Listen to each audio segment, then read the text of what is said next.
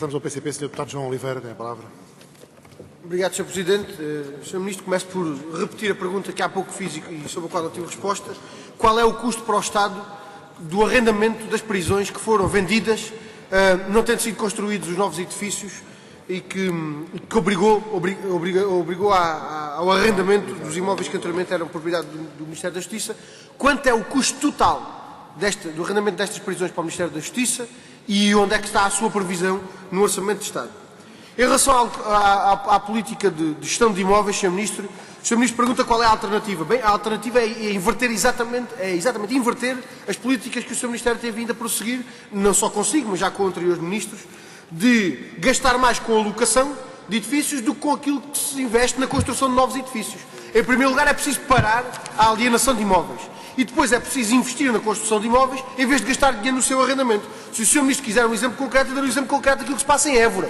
Se o Ministério da Justiça já tivesse, há 15 anos atrás, levado por diante a construção do Parque Judiciário em Évora, não gastava os milhares de euros que gasta por mês no arrendamento de edifícios com o Tribunal da Relação e com os serviços do Ministério Público e também do Tribunal de Trabalho em Évora. Portanto, aí tem um exemplo concreto daquilo que podia fazer para reduzir o desperdício de dinheiros públicos e encarar outra perspectiva em relação à gestão dos imóveis.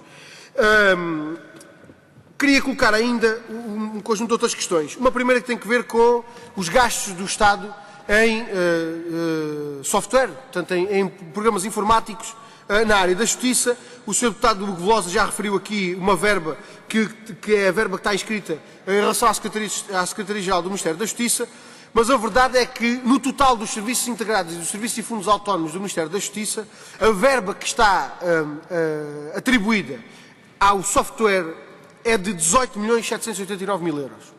E a questão que eu queria colocar é quais são as medidas que o Ministério da Justiça está a programar para, utilizando o software de fonte aberta, reduzir esta fatura que todos os anos impende sobre os cofres do Ministério da Justiça, particularmente o Sr. Secretário de Estado da Justiça, porque sei que é quem me irá responder certamente, o Sr. Secretário de Estado José Magalhães, quais são as medidas para a compatibilização entre plataformas e substituição de plataformas que funcionam utilizando software proprietário para a utilização de plataformas que funcionam utilizando software de fonte aberta e que, portanto, não implica o pagamento das licenças. E já agora também, qual é o custo total das licenças com o software proprietário que o Ministério da Justiça vai suportar em 2011.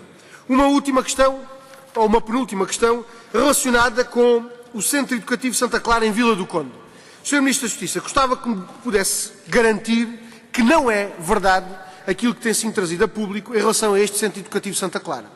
E as notícias que têm sido trazidas a público, Sr. Ministro da Justiça, dão conta de que o Ministério da Justiça, proprietário deste Centro Educativo, se prepara para fazer um contrato com uma organização espanhola, transferindo para essa organização a gestão deste Centro Educativo por 3 anos, com um encargo para o Estado que é de 6 milhões de euros. Portanto, é um encargo que é de 42.000 euros por ano, por cada jovem, que o Ministério da Justiça vai pagar para colocar esta organização espanhola a gerir este centro educativo. Gostava que o Sr. Ministro da Justiça pudesse dizer que estas notícias que têm sido trazidas a público não são verdade e que é o Estado português que vai manter a gestão deste centro educativo. Se por acaso a situação for a inversa, gostava que o Sr. Ministro da Justiça nos explicasse este acréscimo de custos para o Estado com a gestão deste centro educativo e, sobretudo, a natureza desta política de gestão de recursos públicos. Para terminar, agora sim, gostava que algum responsável do Ministério da Justiça nos pudesse esclarecer à Assembleia da República sobre a perspectiva que o Ministério da Justiça tem daquilo que é a negociação coletiva. Como é que os senhores podem dizer que estão a negociar coletivamente a alteração aos estatutos dos magistrados judiciais e, antecipadamente em relação a essa negociação coletiva, trazerem à Assembleia da República uma proposta de lei de orçamento de Estado que altera precisamente o diploma que dizem ter em negociação coletiva com as associações sindicais? Da nossa perspectiva, Sr. Ministro, esta não é uma forma séria de encarar negociações coletivas, sejam elas de que âmbito forem, e obviamente na Justiça também não o poderão ser por maioria de razão. Aliás, por maioria de razão, nesta área, o Ministério da Justiça tem uma responsabilidade acrescida de cumprir a lei e cumprir os procedimentos em relação à negociação coletiva e não antecipar alterações legislativas em relação ao resultado dessa mesma negociação.